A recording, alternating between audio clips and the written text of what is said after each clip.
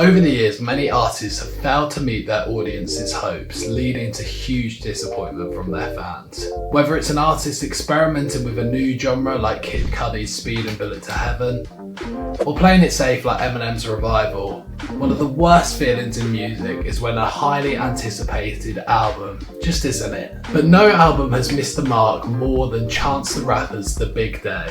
Slammed by fans and critics alike, this album derailed Chance's career, turning him from a rising star into a meme. In this video, I'll reveal the crazy backstory behind The Big Day, discuss why it failed so badly 5 years on, and explain why I think Chance could make a comeback to what made us love him in the first place. If you're new to my channel, my name is Ollie, and it is my goal to make music sound better to you. If that's something you're interested in, consider hitting the subscribe button.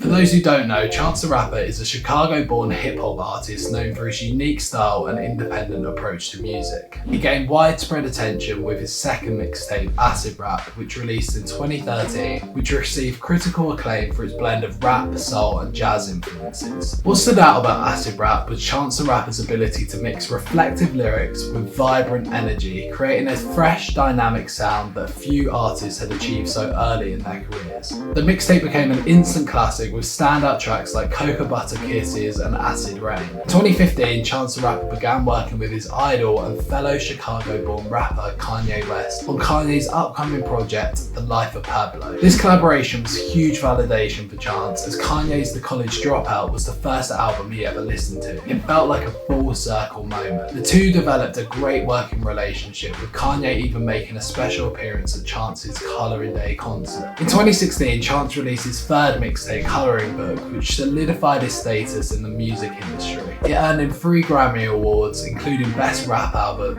and made history as the first streaming-only album to win a Grammy. Now this is really important to note. With his first few projects, Chance received nothing but love, clearly a feeling he got used to. But as we know, all good things must come to an end.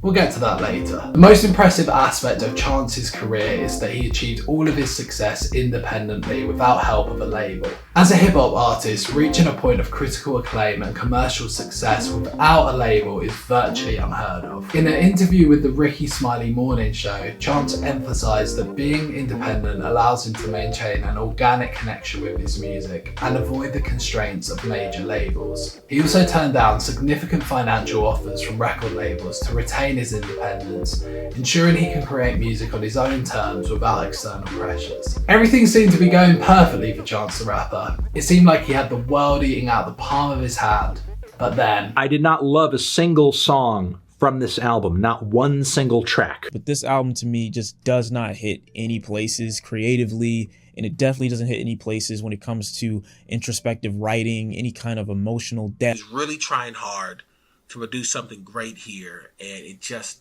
doesn't land. I am genuinely feeling like a strong 0 on this record. It's like a strong 0 to a light 1.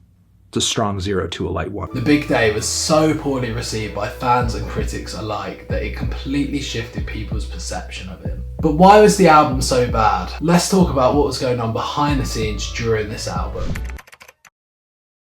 As a listener, it's always easy to tell when an artist is not fully passionate about what they're making. This usually shows when songs lack originality, depth, or emotional authenticity. It's especially noticeable when these songs come from an artist known for their original, deep, and emotionally authentic music. There are several examples of artists whose latter work feels like it lacks the passion and originality of their earlier releases. For instance, Drake's music post-Views often seems like he's just aiming for commercial success. Similarly, Corday's follow-up to his incredibly fresh debut, The Lost Boy, titled From a Bird's Eye View, completely lacks the innovation and energy that made his first album stand out. This was never more apparent than with The Big Day. The album is filled with lazy bars and bland instrumentals, far removed from the quality of Chance's earlier work. But why was this the case? Everyone's had some drama leading up to The Big Day, but this was no exception.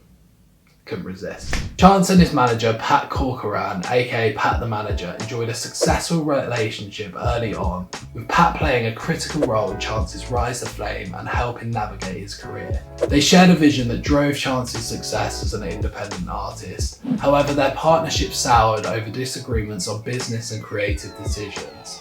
In 2020, Corcoran sued Chance the Rapper for breach of contract, and the lawsuit reveals a lot of what was going on behind the scenes during the recording of The Big Day. Bennett, aka Chance, announced on February the 11th, 2019, without consulting with or giving any advance notice to Corcoran, that he will release his first studio album in July of that year.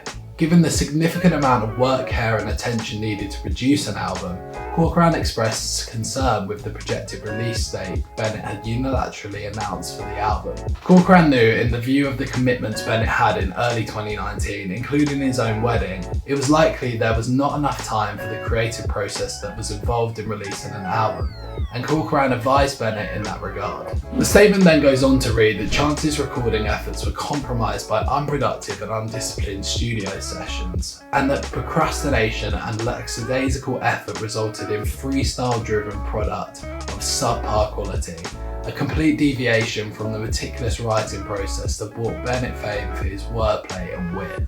So here is evidence of what a lot of us probably already knew. Chance's heart wasn't in The Big Day, and this is evident throughout the album, starting with the production. Acid rap is loved for its unique blend of soulful samples, jazzy instrumentals, and vibrant beats, perfectly complementing Chance's introspective and joyful lyrics. In contrast, the production on The Big Day feels lazy and uninspired, with bland instrumentals and a lack of cohesion. Hot Shower is a great example of this.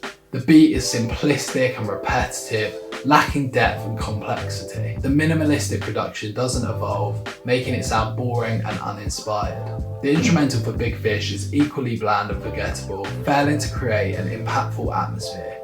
It doesn't complement the lyrics or enhance the listening experience. In contrast, Cocoa Butter Kisses has a nostalgic, soulful production that enhances the lyrics. The warm, jazzy beats, smooth guitar riffs, mellow horns, and subtle piano chords perfectly complement the reflective and emotive nature of the lyrics. And speaking of lyrics, Chance's early work was so good because it's a mix of introspection, vivid storytelling, and relatable themes. He masterfully blends his personal experiences with broader societal issues, creating a narrative that connects deeply with listeners. Pusher Man / Paranoia is a great example of how he can do this so excellently. The first part of the song, Pusher Man, portrays his carefree lifestyle and success, while the second part, Paranoia, shifts to a darker tone, addressing the violence in Chicago. Chance reflects on how the city's crime affects his community and himself, offering a raw and honest look at his environment. This contrast highlights his narrative while shedding light on critical social issues. Now contrast this with some of the lyrics from The Big Day, which relies heavily on repetition. Songs like Hot Shower or Found a Good One are just so repetitive in a way that becomes annoying and doesn't address anything of substance. The fact that the project is mostly freestyled is shocking on one hand, but listening to the project, I don't think it should come as any surprise. But a lack of effort isn't the only thing that soured people's opinions of Chance the Rapper. In fact, I would argue that the next point was really just a nail in the coffin for a lot of people. Let's talk about it. Receiving criticism is not fun for anyone, but it's the first step of being able to level up. You might think of a time you showed a piece of work you were really proud of to your teacher, and they gave you some pointers to improve on. The feeling sucks initially, but if you listen and apply their feedback, you can level up in a way that you couldn't have on your own. I even get this on videos sometimes. I put so much work into each part of it, and then someone leaves a comment. Instantly, I want to come back at them with all the reasons they're wrong. But if I understand that their comment is coming from a good place, it might actually improve my videos. Unfortunately, Chance the Rapper struggled with the negative feedback to The Big Day, not responding well to the criticism. Faced with negative reviews and fan disappointment, Chance appeared defensive, particularly on social media, where he seemed to struggle with the harsh feedback. His reactions included contentious exchanges and comments that suggested he felt misunderstood or unfairly judged, which only fueled more public scrutiny and discussion about the album's shortcomings. It is likely that Chance was experiencing something called cognitive dissonance, where receiving feedback that confirms our negative self-beliefs intensifies the emotional impact. We all know the feeling when you could have done more or worked a bit harder, and you just know the result won't be as good as it could have. Considering that Chance didn't invest as much effort into this project as his previous ones, he may have subconsciously recognised the criticism as valid, making the negative feedback feel even more impactful. Learning from criticism could have helped Chance the Rapper enhance his creative output by addressing the weaknesses highlighted in the big day. He could have used the feedback to refine his artistic approach and produce work that better aligns with both his vision and his audience's expectations. Now let's discuss how I think Chance the Rapper could make a comeback, moving closer to what we hoped for him before the big day. But before that, make sure you've liked the video, and if you're watching to this point, you might as well subscribe. I've got loads of videos on music topics and plenty more coming to make music sound better to you. So subscribe now.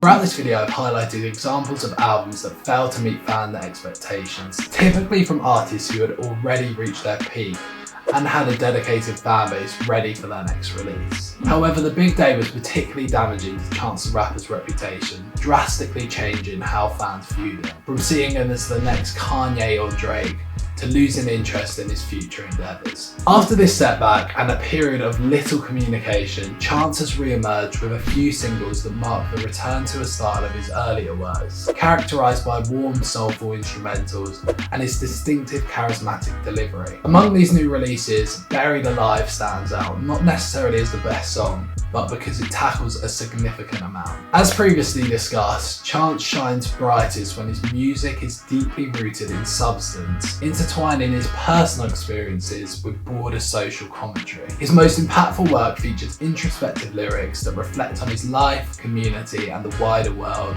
drawing listeners in with narratives that extend beyond mere surface level topics. The big day fell short of these standards, lacking the depth and introspection of his best work. Significant life events, including the criticism of his work and personal developments like his divorce, have shaped the past year for Chance. Moving forward, for Chance to truly redeem himself, he should revisit the approach that initially brought him acclaim, delving into complex, substantive themes through a blend of introspection, storytelling, and social commentary. By returning to the soulful and innovative beats, coupled with the unique charisma and cadence that only he can deliver, Chance has the potential to recapture the essence of what made his earlier music resonate so deeply with fans.